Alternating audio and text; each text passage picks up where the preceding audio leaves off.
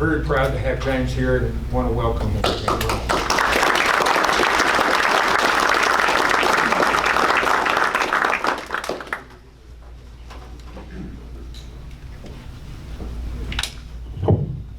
I appreciate Tom and Dan and Tim, and our county chairs who are here tonight. I am so grateful for you guys.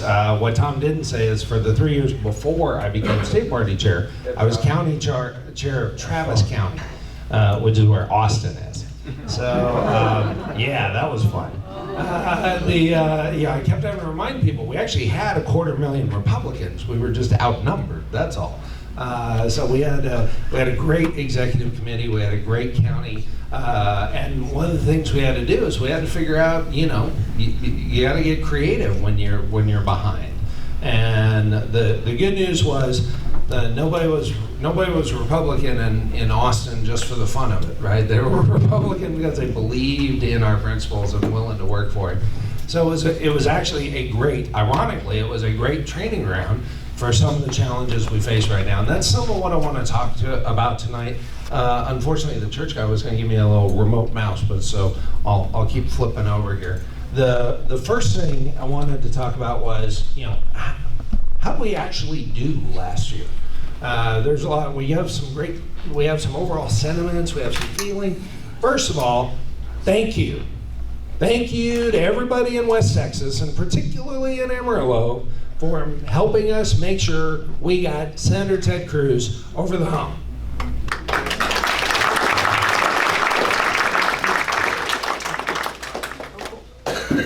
Y'all did it. I've talked to him. If it were not for West Texas and Far East Texas, he would not still be our senator, and that was really, really important. So we can't take that for granted. Now, on the other hand, as far as the I think we just did it. Yeah, don't worry about it. It's okay. Yeah, there we go. Yeah, we're good. Don't worry about it. That's all right. How did we do money-wise? Now, this is one of the points I keep telling everybody. Money is absolutely necessary in politics. If you don't have any, you're dead. But it is not sufficient, right? If money won an election, if money always won an election, we would have President Hillary Clinton right now, right? She raised and spent twice what President Trump spent, right? So money doesn't win the race, but you have to have enough to be able to be in the race. And so what's really important, one of the things over the last 2 years, we raised and spent over 25% more than we had done any of the past 10 years. So we really improved our ability to raise money. Even more importantly in my mind, the amount that we spent on political efforts, right? Because we got overhead, right? We've got rent, and we've got accountants, and we got HR, and we got, we have all of that stuff. We have all the work we have to do and this wasn't in there, but we have staff costs for the people that we keep on year round who during the primary, they got to run the primary, right? Because that's my biggest responsibility. I have to make sure the statewide primary is run properly. So we have overhead, but a lot of money goes into political efforts, right? To paid field staff around the state, to making sure that we do mailers, we do paid door knocking when we have to. We had to do some of that in Dallas last time, all of that. Well, we did that. We more than doubled that over anything in the last 10 years. So we did over 7 million in the last 2-year period instead of the highest before that was 3.3 million. So we not only raised a lot more, but we put it all and then some into political efforts. So we were better, we were more conservative about managing the rest of our expenses. And not only that, because we're conservative, we actually grew the cash balance by over $500,000. Right? So, and in fact, the completely free cash balance, the money, so my predecessor's predecessor, when Steve Ministeri was first elected, the party had $1 million in debt and not enough money to make the next payroll. Now, he was able to save the party from that financial wreck, right, that it was in. It took a lot of effort and a lot of work, and then he stayed chair for 6 years. When he handed over the party, there was almost $1 million cash on hand. And that's not, 999,000. And it fell by over 400,000 over the next couple of years. So the last couple of years, we've been able to grow it back up hundreds of thousands of dollars. So the party right now has available cash of over $800,000. That's just party money we can use however we need to. That's really important. I talked to my peers in other states. There are many states that have no debt at all. We haven't taken out a loan since Steve Ministeri became chair 10 years ago. We just don't do it. So operationally, we're doing all right. But what were the results? Well, the results were, the big one, for the 12th election in a row, we whooped the Democrats. We won every single statewide elected office, and Texas is the only state in the country where Republicans dominate Democrats statewide in every single elected office.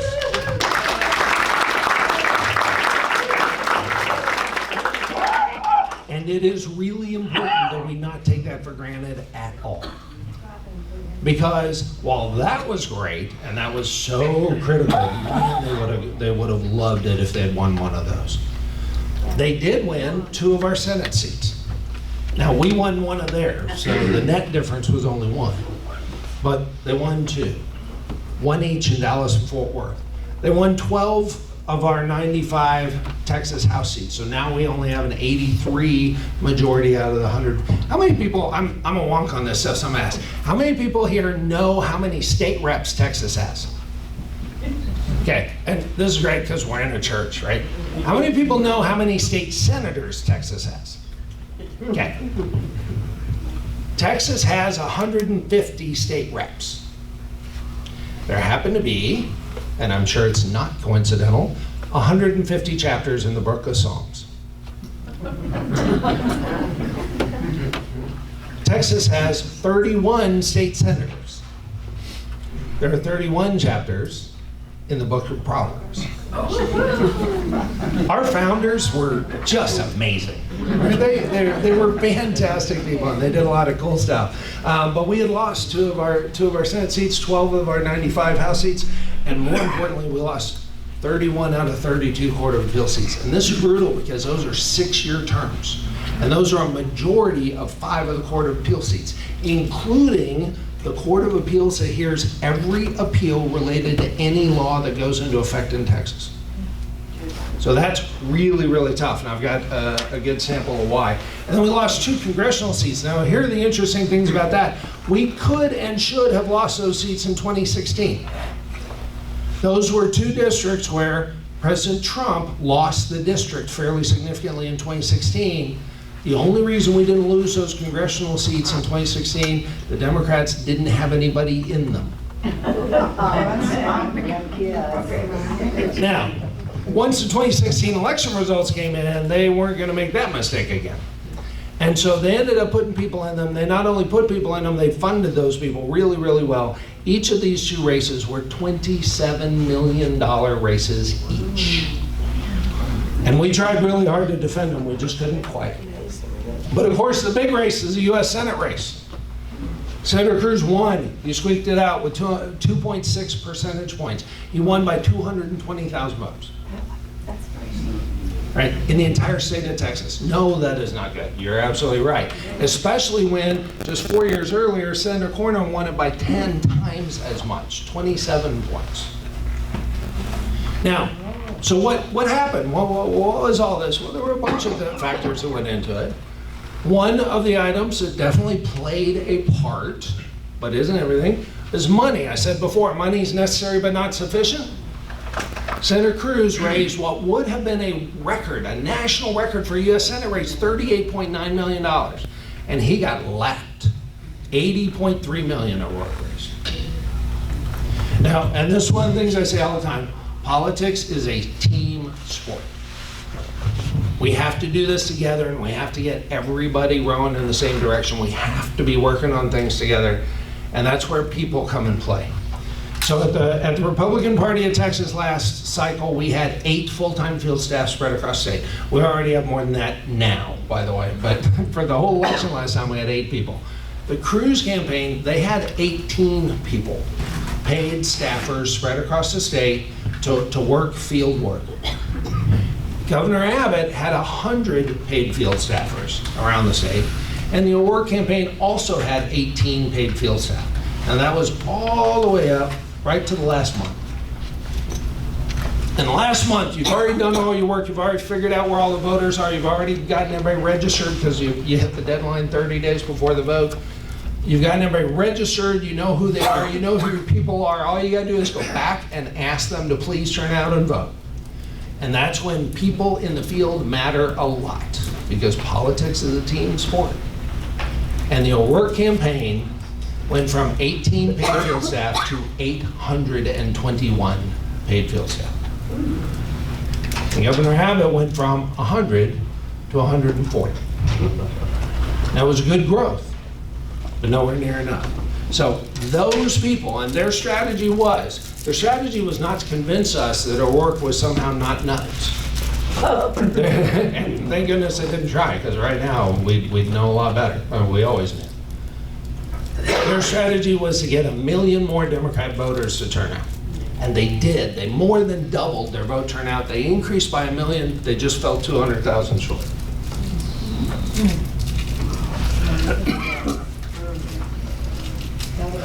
There is no Republican path to the presidency without the state of Texas.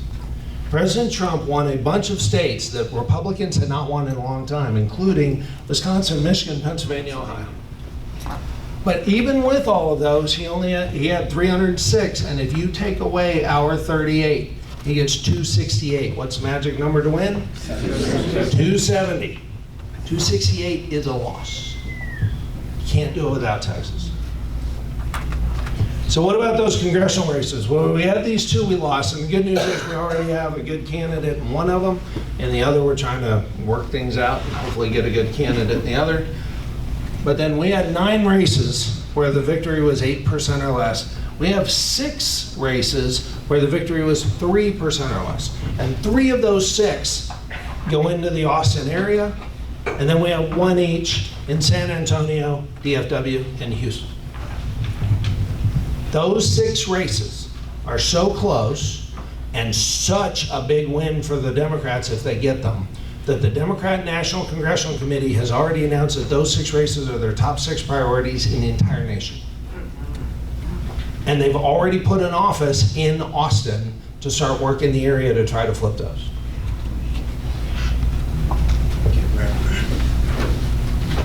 Now, we also had our House losses. And some of these we didn't have to lose. This guy, who lost by less than 2%, he had $130,000 in the bank on election night. It wasn't helping turn out any votes in the bank.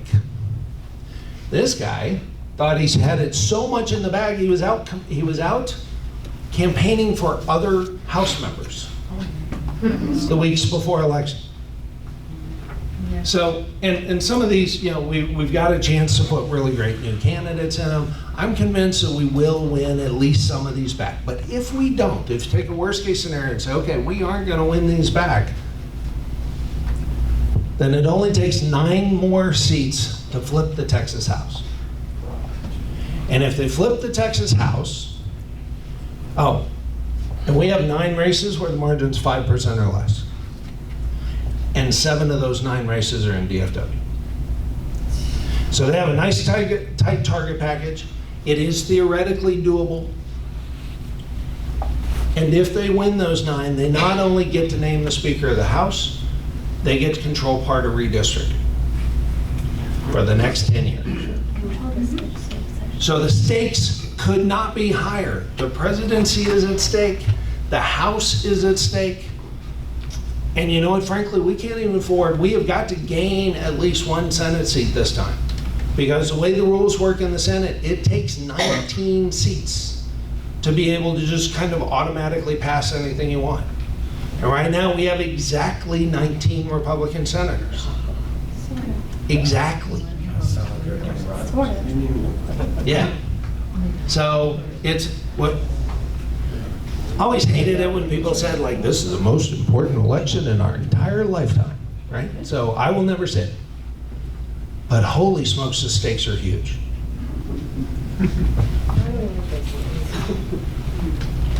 So what's causing all this, right? I mean, yeah, we had our works money and we had our works people. That was definitely a thing. But you know, what's driving all this? Well, a lot of this is part of what they did and what all these other Democrat groups have been working here since 2012 have done. For the 4 years here between 2008 and 2012, you know, total registered voters in Texas, you know, stayed flat at about 13.5 million voters. And then from the 2012 general election, we went from 13.6 to last general election, 15.8. Over 2 million more registered voters in Texas. And here's the deal. Since November's general election, we've already added another 420,000 registered voters. And when I say we, I mean the state of Texas. I don't mean Republicans. Now, the good news is that's changing. We have, politics is a team sport.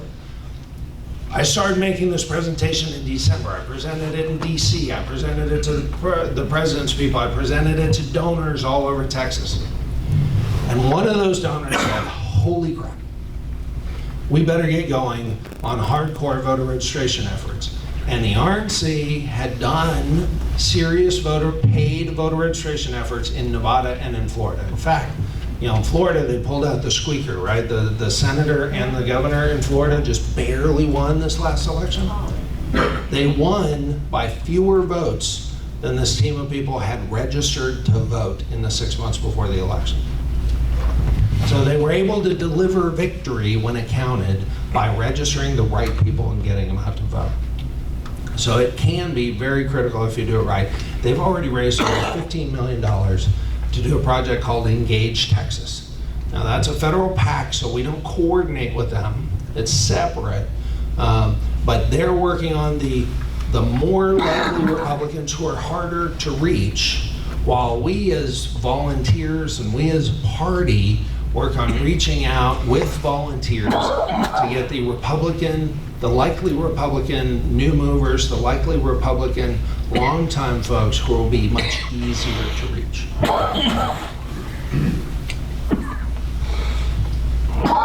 Not surprisingly, all the population growth is, you know, in the major metro areas, and that's where the registration growth is as well. The growth is speeding up, so it's hard to see the colors on here, at least it is to me. But what you see, these reddish areas are 9+% increases, and these orange areas are 6 to 9% increases.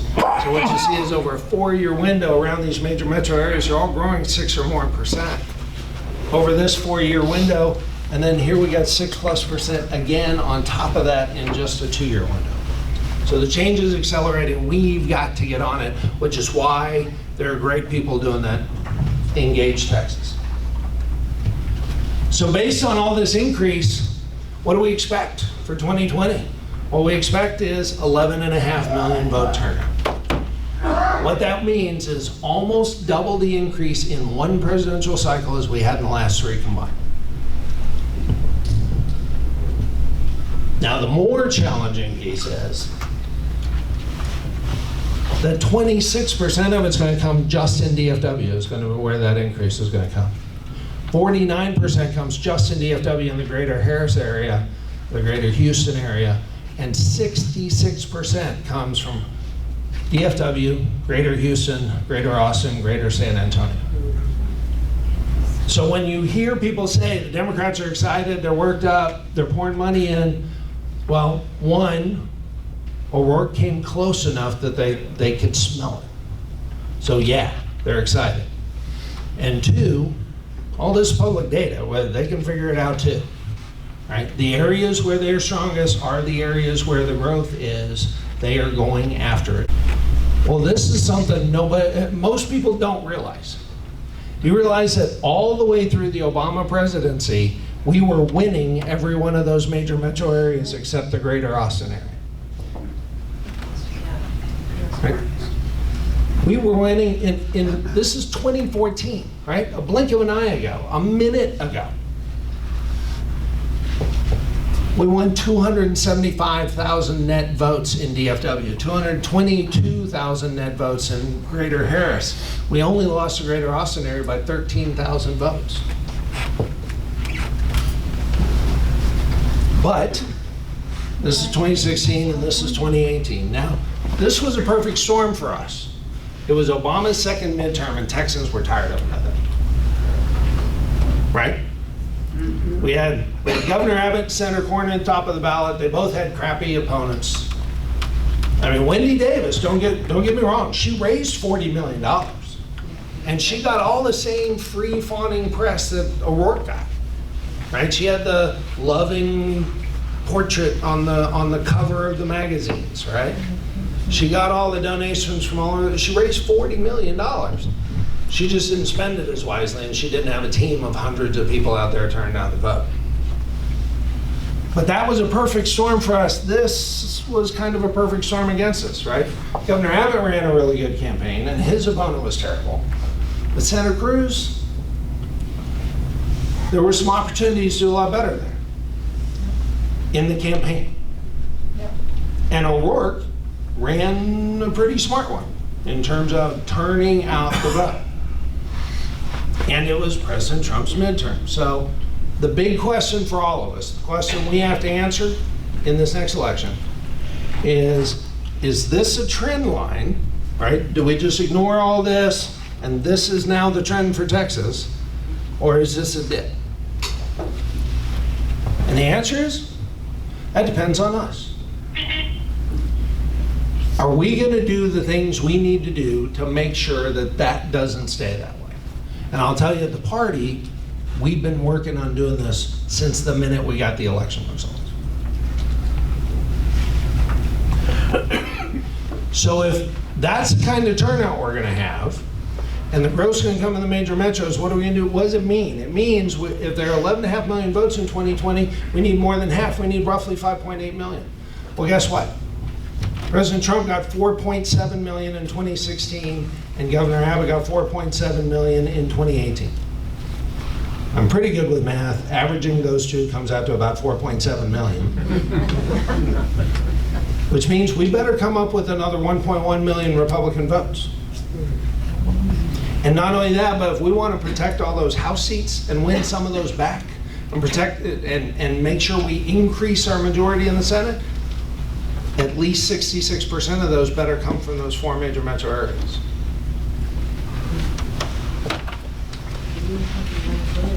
So what's it going to take? It's going to take more money. Money's not sufficient, but it's necessary. And it's going to take a lot of people in the field. It's going to take more than that too. But from the party standpoint, at the very least, we're going to do that.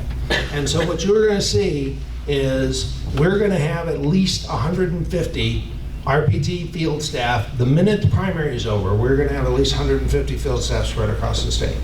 And we are going to be prepared to spike our turnout just like the O'Rourke campaign did.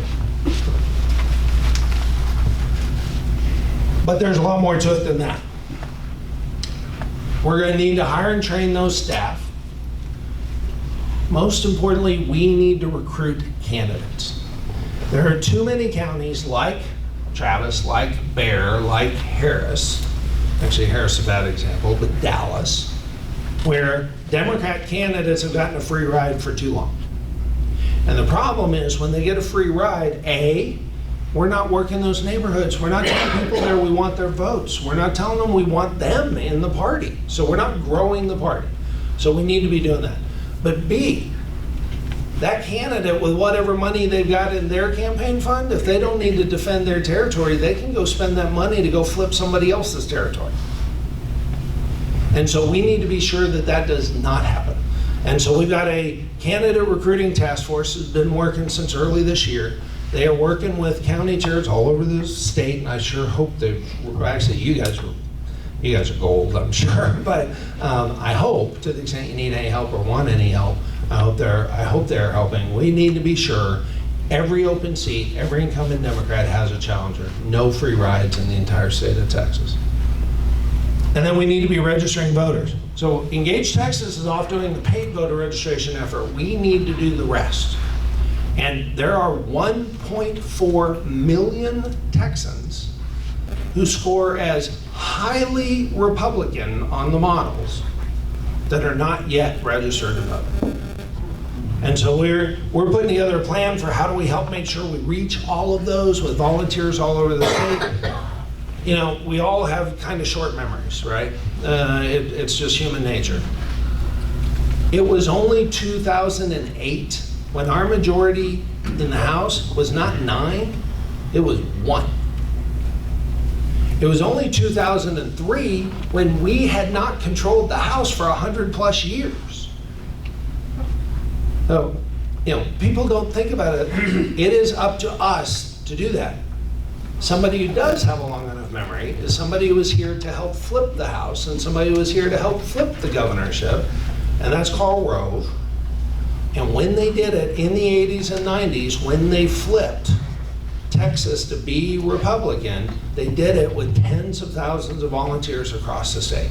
And we are working right now to develop that plan, and we have donors to support that plan to make sure we empower our volunteers to be super effective so that that 821 of O'Rourke is going to look like nothing next year.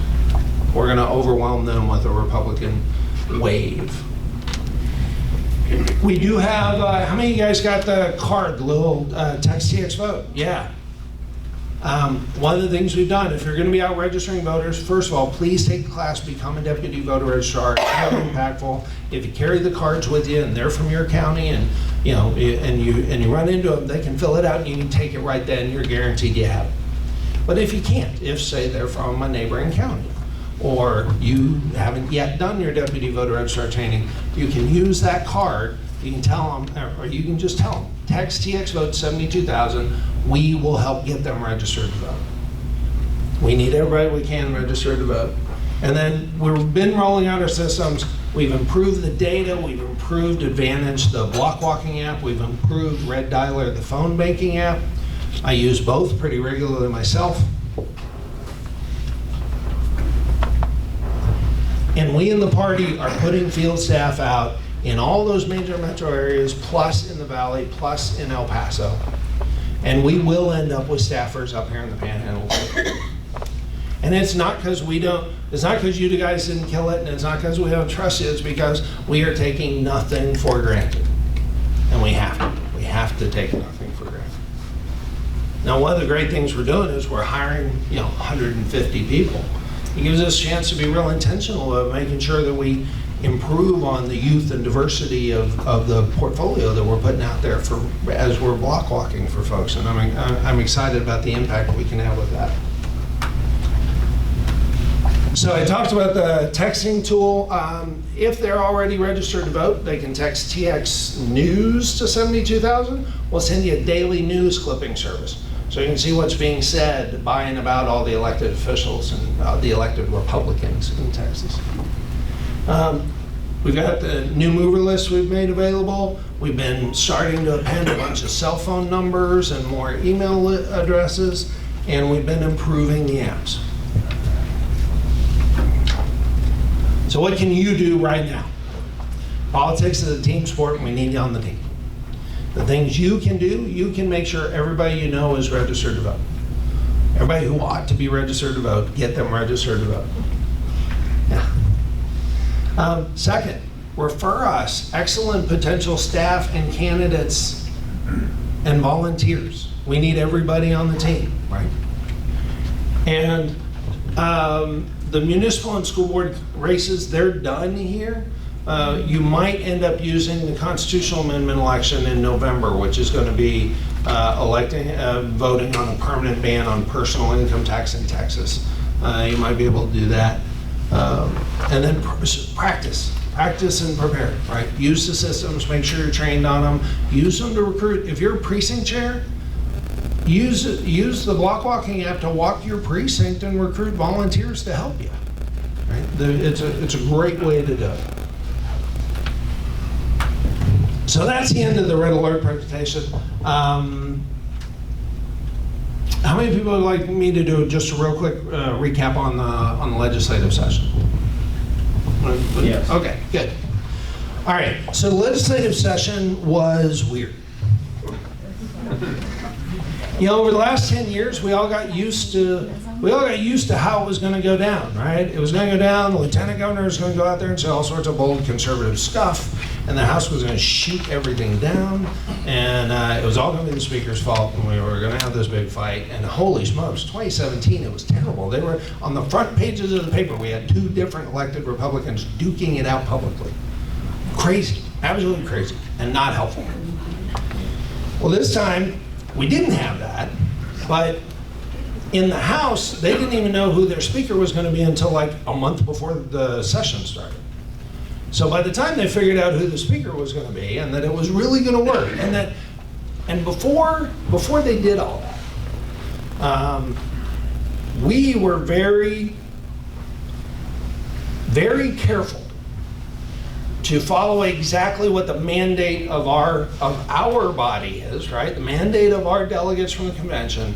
The Republican Party of Texas position was, it's up to y'all. Yes, you are elected representatives. You get to elect whoever you want to be for speaker. We just want to be sure whoever you elect for speaker owes their election to the Republican caucus, right? We did not want to get sold out again. And I'll tell you, there were some people trying to figure out how to sell us out. Oh, yeah. Absolutely. Oh, yeah. And so our big thing was we just didn't want to get sold out. And thank God we didn't.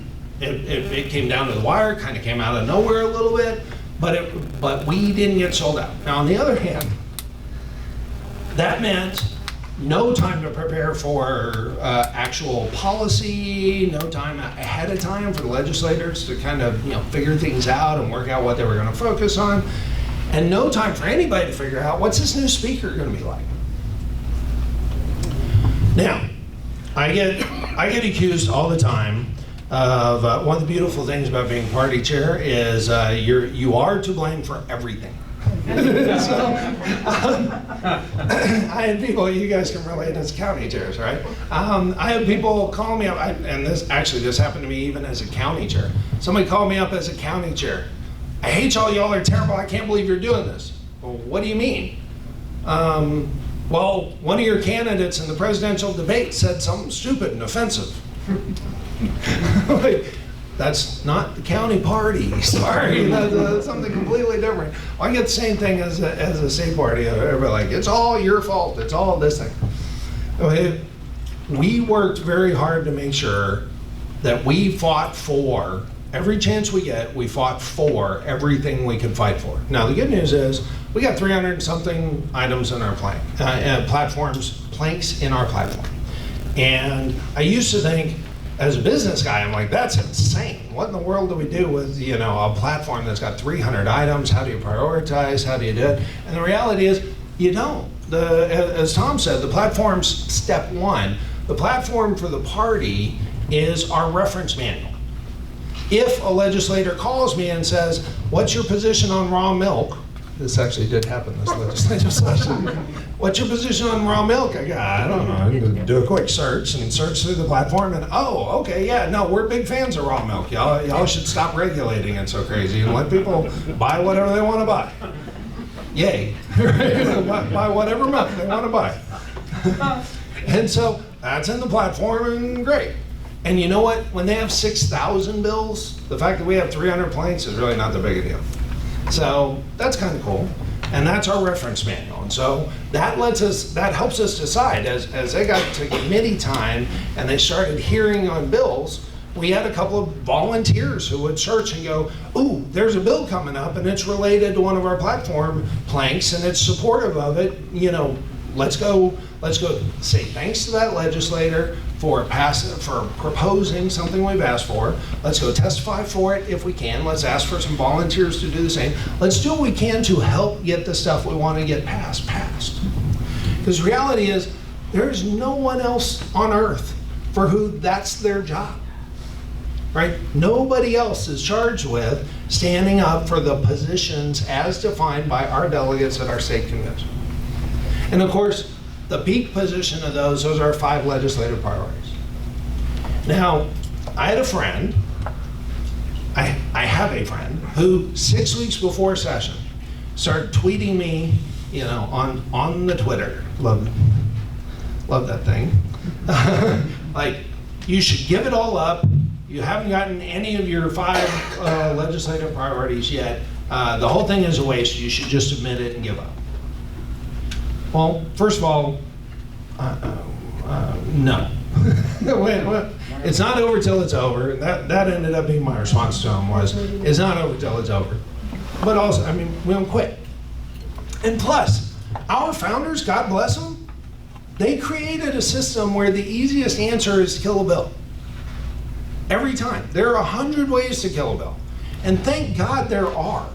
You know, people have short memories. For 100 years, Democrats had unlimited control of Texas. For 100 years. And they didn't manage to screw it up too badly. Because our founders put in place a process where it's really easy to kill stuff. You got to get a lot of agreement, a lot of consent, a lot of things have to work for something to happen. And we've only been in control for 8 sessions, but we've been in control for 8 sessions. So the easiest lifts are all done. Now we're asking for more. Now we're asking for bigger. Well, those 5 things. And so when he said, you know, give it all up, no, we're not going to give it all up. We're going to work right through the wire. We won't know if it's done until the governor signs it. Well, but at that time, I would have told you that there was one that I was pretty sure was done. Now, I wasn't gonna blow anybody up about it because I'm still trying to get the other 4, but I would have bet that constitutional carry was done. Because a whole lot of bad things had happened around it, and it just was what it was. So I would have bet it was done. Now, it turned out I was wrong on that. So we have 5 legislative priorities. Now, we didn't get all of any of them. Well, we got progress on every single one of them. I'll give you a couple of examples. So the first one's constitutional carry. We did not get constitutional carry, except now, for the first time ever, there is unlicensed carry, constitutional carry if you will, of a handgun after a declared disaster. Now, it's only for a couple of weeks after a declared disaster and has to be a named whatever, right? It's weak, yeah. But it's progress. And it gives us a proof point, right? We can go back to those same legislators if, God forbid, and I hope not, if an incident happens where that happens, we have unlicensed carry, and nothing crazy will happen because we're Texans, and people who carry are some of the most responsible Texans. Actually have lower conviction rates than policemen. Serious. I'm dead serious about that. So nothing bad will happen, and then we'll have a proof point. We'll be able to go back to legislators and go, okay, you did the 14-day thing. Now how about we just eliminate all fees for all licenses for guns in Texas? Yeah, let's do that. Let's take another step, or let's make it a longer period, or let's reduce the training requirements. Let's do something else. Let's make some progress. Life. Our legislative priority for life says we want to abolish abortion. We want to make it so there is not a single abortion in the state of Texas. That is fantastic. I hope and pray that we see that day. But that's a moonshot, right? From a political standpoint, getting it through this, that is a giant goal. So progress towards that, we possibly could have gotten a heartbeat bill, except our own folks, and by our own folks, I mean friendly pro-life organizations, couldn't agree on if they even wanted during the session. And again, our legislature is built, so if there's not agreement, it doesn't happen. And we didn't have agreement. And when I say we, again, it wasn't the party, it was outside pro-life groups. Couldn't agree on whether that was a good idea. But what did we get? We got the doctors required to hand deliver information about the procedure to the patient the day before the procedure. Before the abortion, yeah. Now, most of the clinics that have been closed on abortion have been closed because they don't have enough doctors anymore. And we've just made it harder on the doctors. We just made it take more doctor time to do this horrible thing. So yeah, that's gonna save some lives. And that's good. And then secondly, we did the Born Alive Act. Now, there's a lot of debate around could there be unintended consequences and all sorts of other stuff around the Born Alive Act. You know what the Born Alive Act does for us as Texans?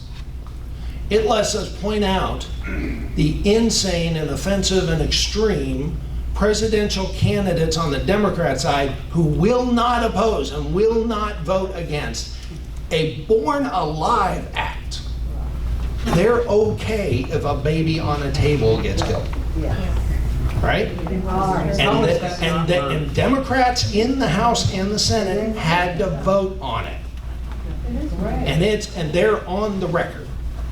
So, yeah, did we get everything we wanted in life? No, we didn't. Did we make some progress? Yeah, we did. Right? And then ending taxpayer-funded lobbying. Holy smokes, we almost got that one.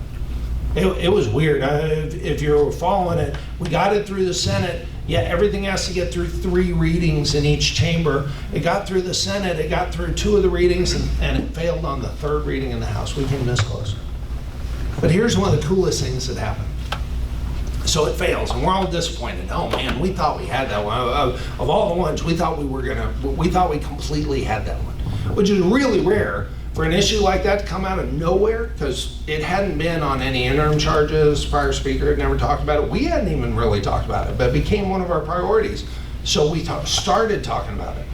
So it came out of nowhere. We almost got it. We were all bummed when it didn't happen.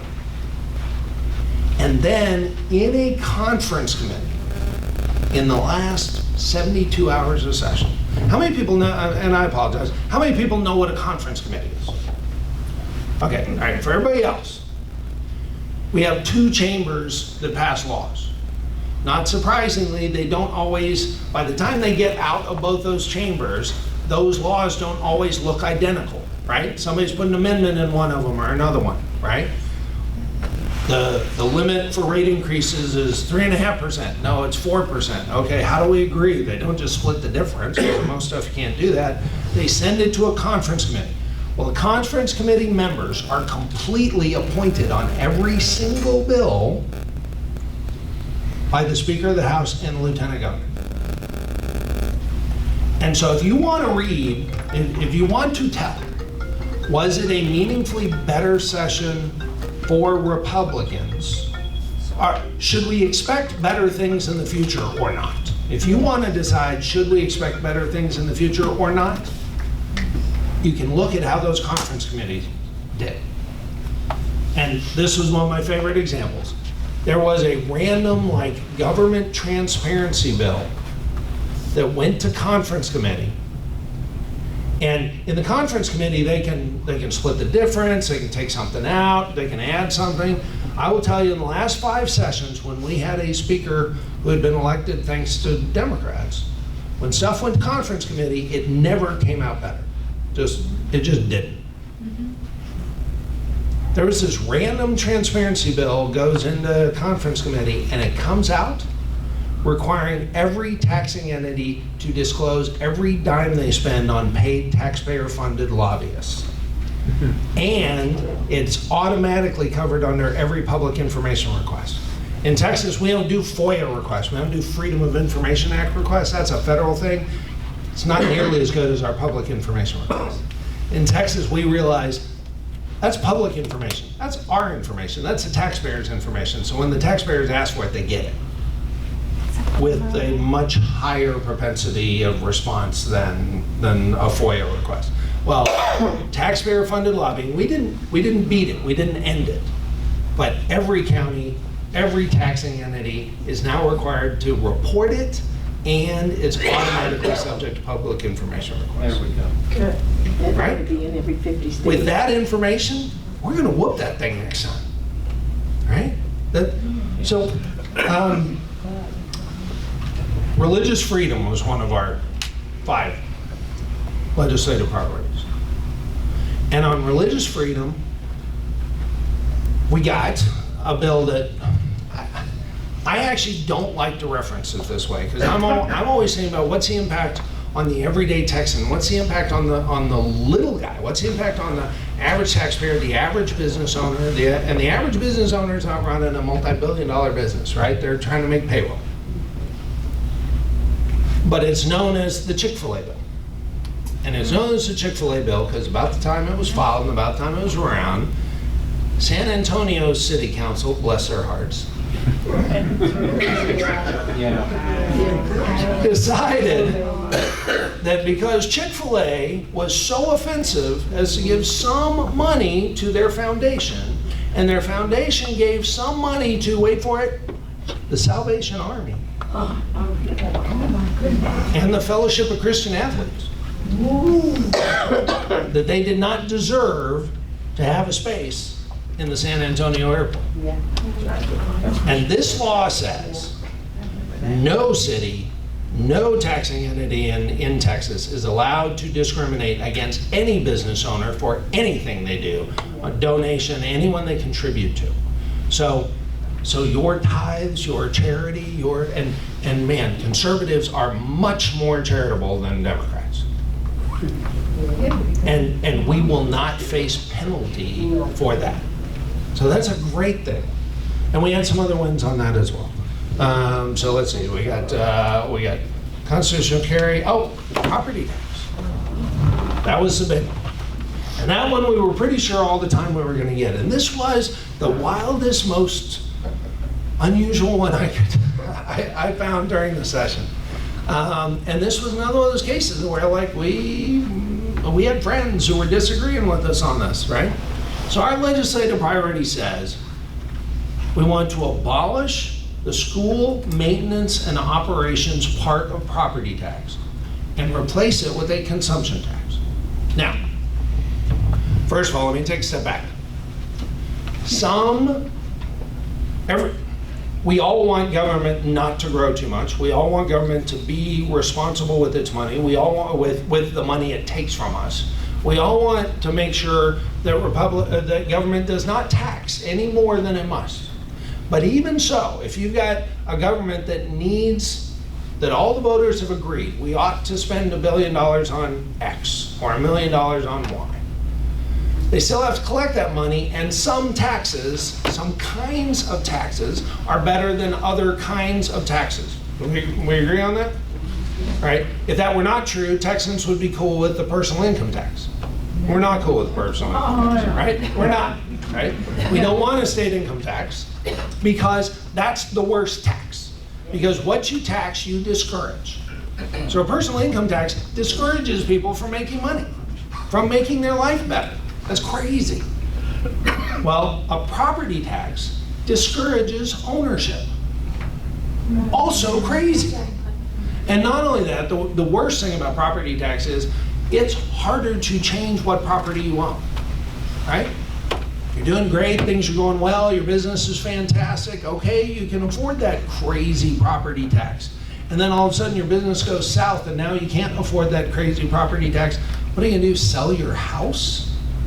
Well, that's kind of what you have to do now. So because some taxes are better than others, where a consumption tax or a sales tax is the best of them. Because your business tanks and you can't afford stuff anymore, you just don't buy stuff anymore. That's a lot easier than having to sell your home. And it's a lot better. So our legislative priority was eliminate school maintenance and operations, and school maintenance and operations tax is kind of the core amount to run, the classrooms of the school district, if you will.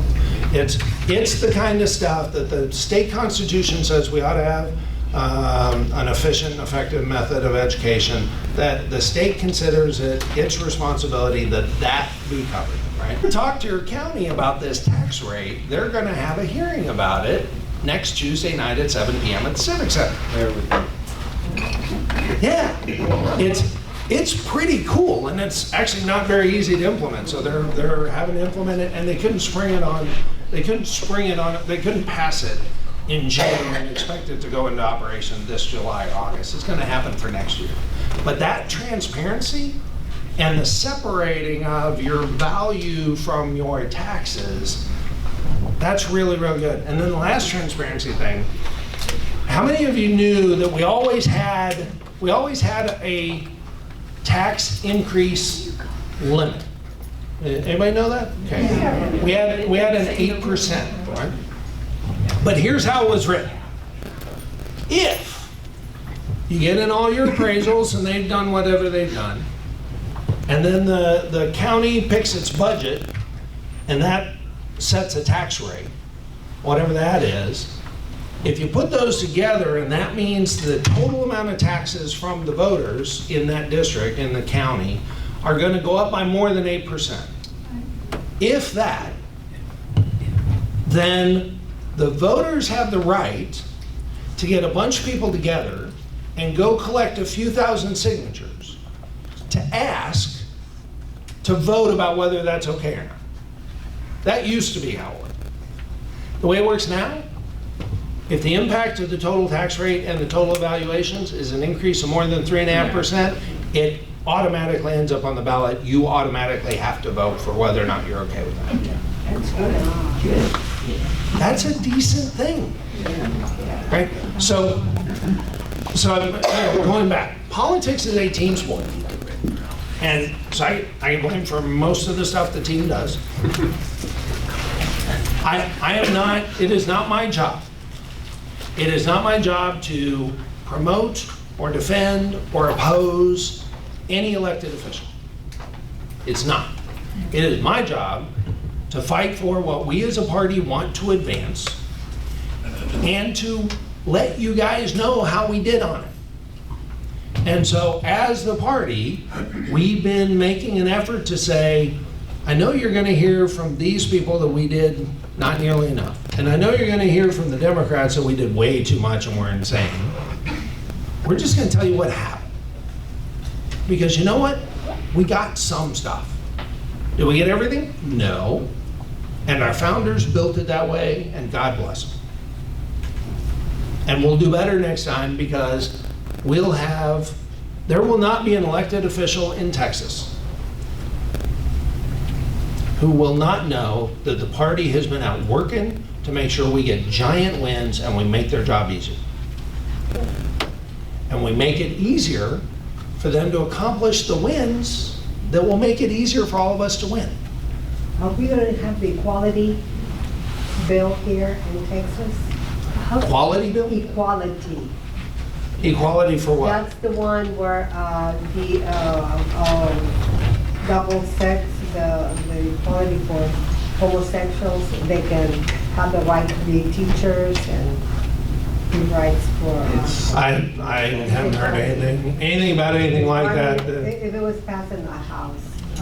Oh, no. I'm sure the House did. Yeah, the House didn't pass anything like that. And that's, at the end of the day, we made progress on all 5 of our legislative priorities, and we had dozens, over 61 bills passed that got at least, that promoted some of our plans.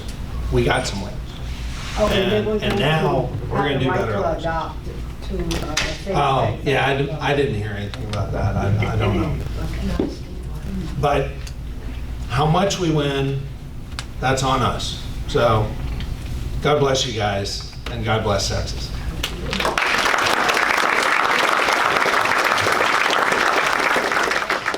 Now that was a whole bunch of stuff I just fire hosed at you. Any questions? Yes, sir. I don't have a question. If they need to vote, we have a way to vote right back here at the back table. Excellent. You had a way to vote back at the back table. That's right. Yes, anybody needs to vote. And I see some great MAGA hats and some other stuff too. Yes, sir. Yeah. The other thing, if anybody wants to become a volunteer registrar, you can do that. Randall County will take a minimum of 2, but as many as you can get together at one time, and go to Randall County office down off the square, and it takes about 45 minutes, and they will register you in both counties, both Potter and Randall, to register voters. We have done that, and it's very easy to do, and the rules are simple, and they run through it. Tim, does it matter what county you live? If you live in Potter County, can you still go to Randall County for? Yes, it's a universal system. Yeah, and once you get signed up as a deputy voter registrar in one county, you basically just have to show proof of that to the other county, and you'll be qualified in both. If you do it in Randall, they will send all the information to Potter. Okay, yeah, Potter County is that's even Yeah, better. and you go to Potter to pick your paperwork up. That's awesome. Potter County's is on the 14th at the Santa Fe building at 11:30. On the 14th at Santa Fe Building at 11:30, Potter County is doing one. So if you go to that class, then you can just take your paperwork to Randall County And show they'll- Randall County will Yeah. It's August Yep. 14th. Yes, sir. Just a quick question off the topic. Sure. Before the meeting or at any time today, were you interviewed by any of the local radio stations? Yeah, we had two of the stations on, yeah, ABC and the Fox. Did they interview you? They did. Okay, all right. Just Yeah, checking, they because I were noticed great. left Thank within you. 10 Thank you minutes guys for your for- presentation. Yeah. And if they didn't, I'm wondering whether they had adequate coverage to fairly relate what you were speaking. Oh, yeah, no, they, Okay, I bet that was for B-roll. They got the, yeah. That answers that. Yes, ma'am. In the metropolitan areas where the population grows Yes. is exponential, is the state party keeping up with how many of those are moving from California into those Yes, areas? So I actually get asked about this a lot, and we are keeping an eye on where people come. So all over Texas, the number one location somebody moves from is somewhere else in Texas. The number two location anybody else moves from is from California. And now it's a big drop, right? I mean, it's much lower, but and then California, and then we got New York and other places. I mean, people are fleeing the crazy. What we always worry about is, are they bringing the crazy with them when they come? There's a little bit of that, but there are a couple encouraging things from that standpoint. So especially when I was sheriff of Travis County, in Travis County, California was the number one source. So we did a bunch of research, we did some interviews and stuff. And what we found is even the people who were coming from LA or San Francisco, they broke about 50-50 Republican and Democrat. And those areas are like 85% Democrat, right? So, and in Travis County, it was 65-35 Democrat and Republican. So 50-50 from California, that was a blessing. And it would never help us win, but it sure didn't help us, it didn't make us any worse. With a And- message. So. And it makes sense when you think about it. The people are choosing to move here, even if they're moving because of a job, they're moving because of an opportunity, they still have to come to terms with the idea that they're moving to Texas, right? And they've got a mental model, especially in California. I was in California a couple weeks ago doing some fundraising. The governor of California said we were busing our homeless people to San Francisco, and that's why San Francisco has a homeless people problem. Yeah. So when people from California are thinking about moving to Texas, they got to be at least okay with the idea of moving to Texas. And so when we said, I've told the governor a couple of times, when you say don't California our Texas, we don't mean California refugees are not welcome. We mean don't bring those crazy California policies to Texas. That's what we mean. Yeah, and the message to that 50% that the Democrats need to be, why did you move from Exactly. California to Texas? Yeah. Yeah, the Democrat stuff was so great, you should have stayed there. Yeah. That's right. Thank you. Yes, sir. I understand that the straight ticket voting is done away with. Straight ticket voting is no more. Thank How's that God. going to affect, how do you think that'll affect that? Okay, yeah, actually, so I said thank God, but actually, so how do I think it will affect things? The one thing I know for sure, that if we had not had straight ticket voting, we would not have lost 31 of those 32 Court of Appeal seats, right? Those were crazy qualified judges, good people. Their opponents were not nearly as qualified, didn't work it, but those metro area losses we had this time, the rural counties around those metros just couldn't make it up. And so they had their sweeps. In Houston, if we had not had straight ticket voting this last time, we would not have lost over 50 elected judges in one day. You know, I'm we sorry, wouldn't have had a. Why though? I mean, aren't they gonna have a DNR by their name anyway? They are going to have a DNR by their name, but it takes more work to go all the way down the ballot, right? So that brings us back to your question. Your question is, what's the impact going to be? Well, as a small government conservative, the one thing I know is it's impossible to predict the unintended consequences of a government change. And this is a government change. This is a big change. We have looked at the other states that recently got rid of straight ticket voting, and there didn't seem to be like a big lean one way or the other. It didn't seem to be a big advantage for the incumbents or a big disadvantage for the incumbents. So there was the incumbent party, right?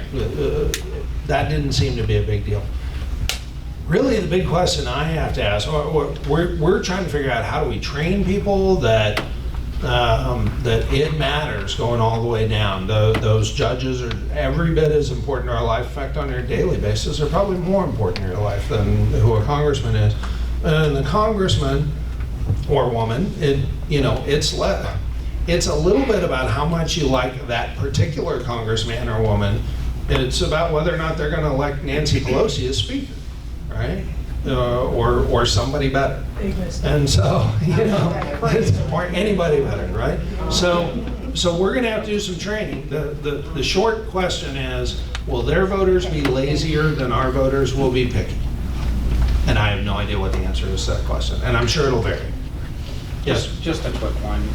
Your opinion on what I see is becoming a trend, if you will, at least from my perception, that we no longer have three branches of government. We have one, the judicial. Well, so at the federal level, absolutely, it's all judicial, and the Democrats have been trying to make that run all over the place, and that's where last week there was a fantastic Supreme Court decision. Actually, I think it was 2 weeks ago. Fantastic Supreme Court decision that said redistricting. The Supreme Court said redistricting is a political choice. It's under the control of the legislature. Tough, right? You don't like the result, you can't run to a court because you don't like the political result. And they're right. The districts and how they're drawn and who gets to represent them and all that stuff, that is a political decision. And on purpose should be decided by those people most frequently elected by the people. So absolutely, that was a good recognition of the Supreme Court of the separation of powers, right? And so I think we got a good shot, especially President Trump wins re-election and he gets a chance to appoint one or two more Supreme Court justices. I am hopeful that we're going to see a level of 10th Amendment respect that we have not seen in 100 years. Yeah.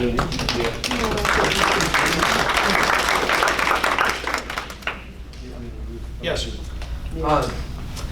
Going out and registering people to vote and getting the vote out here is great for the statewide things, but Yes. I was wondering that for those district races, what is the best thing that we can do here to help out for those? For district races, what's the best thing that they can do here for district races? Yeah, the district races in the metropolitan areas where it's real tight. He means like help Dallas and Fort Worth. And Oh, yeah, okay. So that's actually one of the cool things.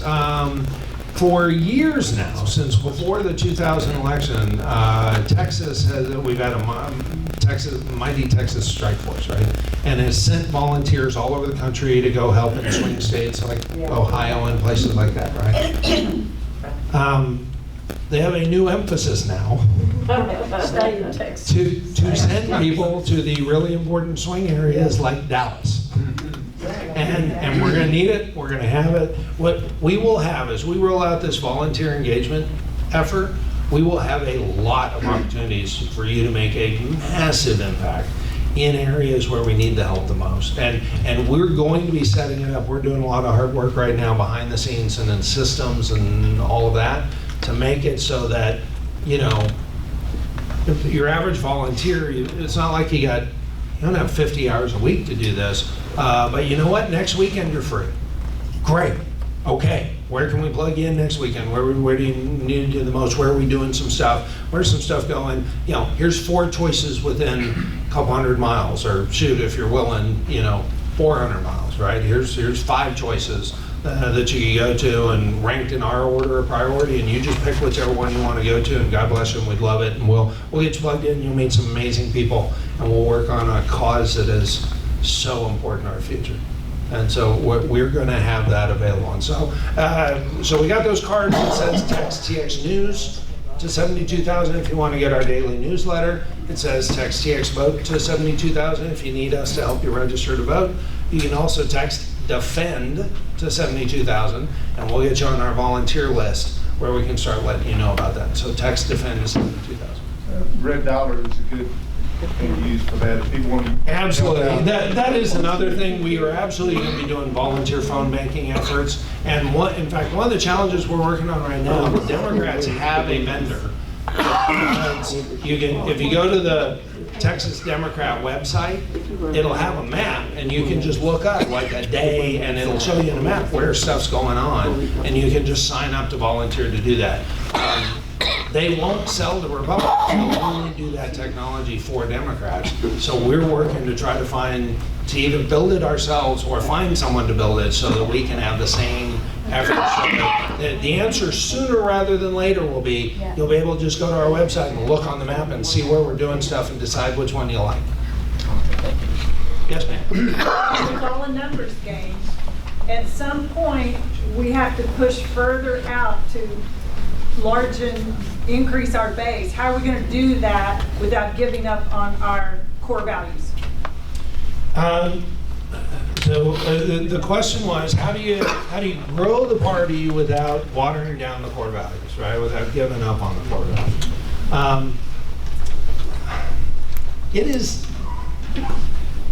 It is not my experience. I don't believe that actually watering down your core values is the way you grow, right? How many people here attend a church? Okay, great.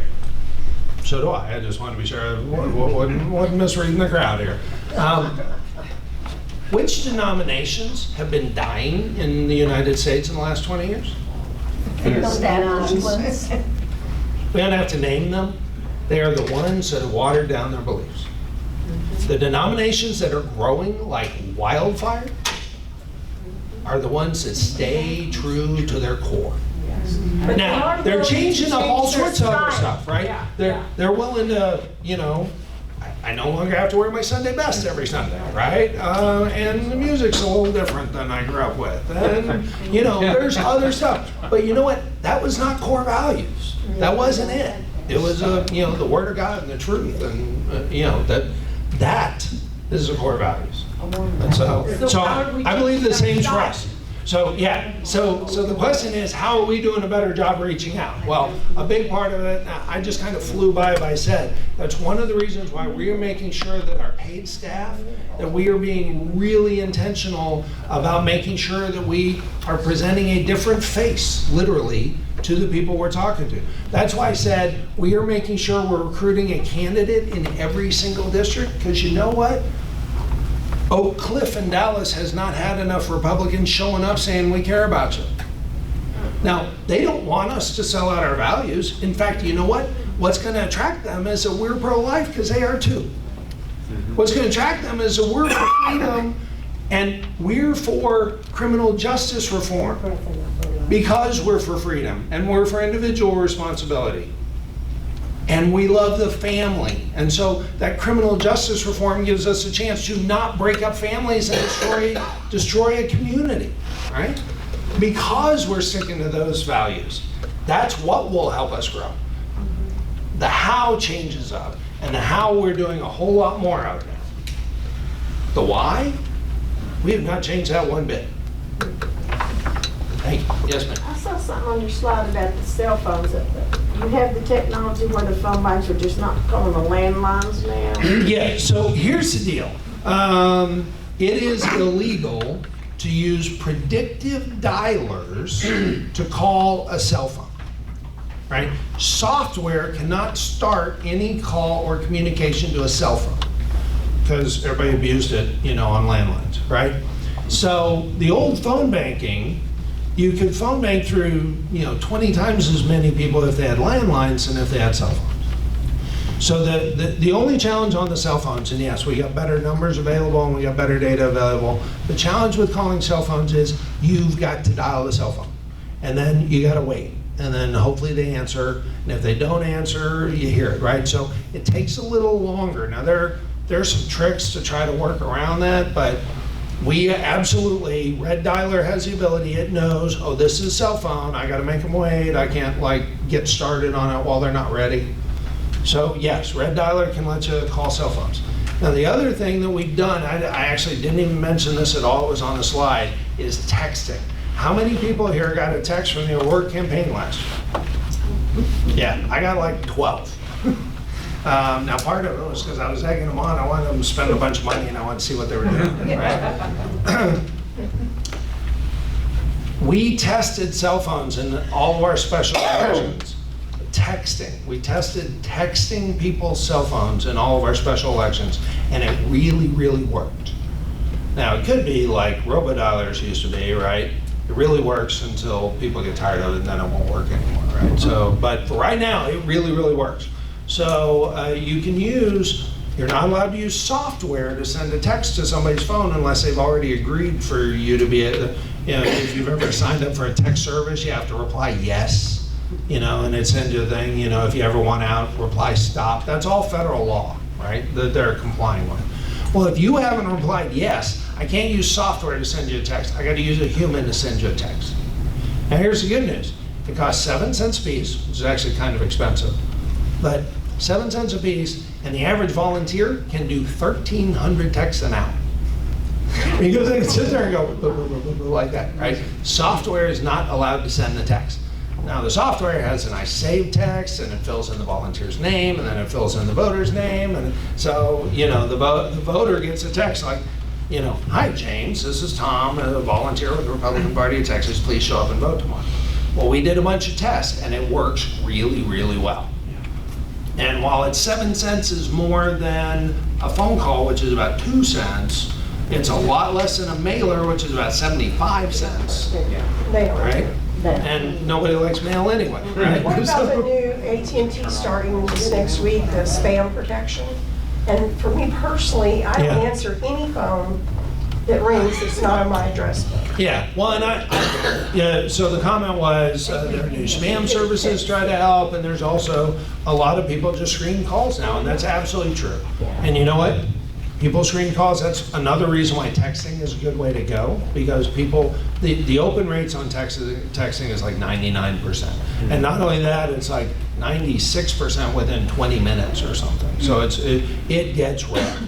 Until someday it won't, because we'll get spammed, right?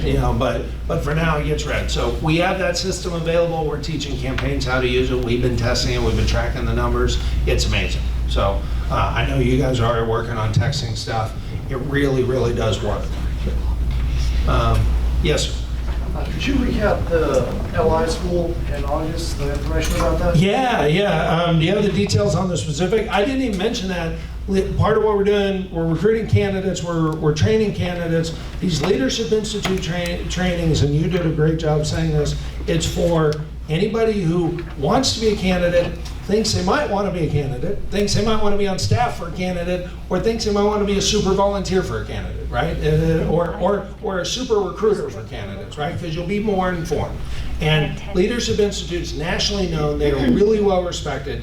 Yes, it's $35 to come. They are flying 2 people in for 2 days to come do this, right? It's a 1-day class, but it takes a couple of days, right? No way the $35 even covers their bare cost, and you get a meal out of it, right? So it is crazy worth it. I did the one in El Paso last week. Really sharp. You're going to hear from a really impressive, at least one really impressive consultant who gets paid to do this all over the place, and they'll be sharing their knowledge with you, and you'll have a bunch of materials you can share, and we'll share the legal gotchas, right, that you have to watch out for, stuff like that. When and where is it here? August 3rd, 8 a.m. in this room. August 3rd, 8 a.m. right here. But if you'll get with me, Right here. I'll get you signed. Yeah, let's make sure you get signed up and everything. It's really valuable. And anybody who's even thinking about being a candidate or being a manager for a candidate or anything else, encourage them to come. Yes, ma'am.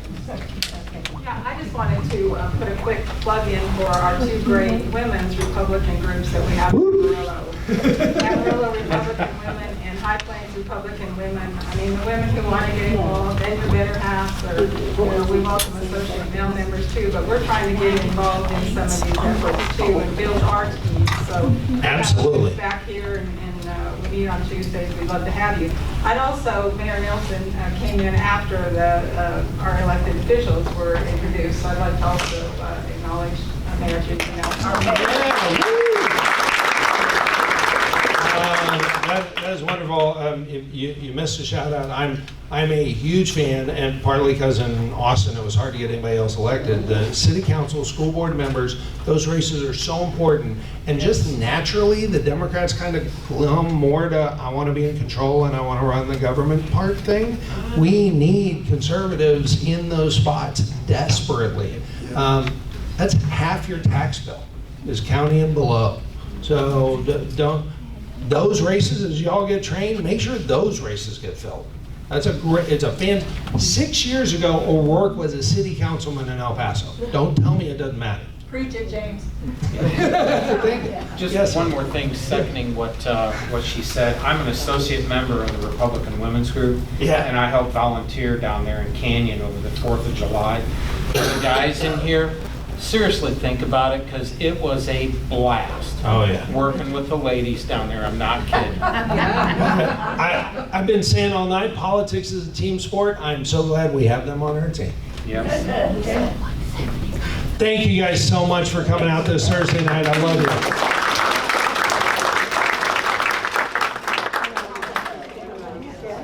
All right, thank you all for coming. Anybody wants to sign up, I'm gonna go back there and we'll get you hooked up with the school. Cool. Good to see you. How is everything? Can you get in there? I'm here.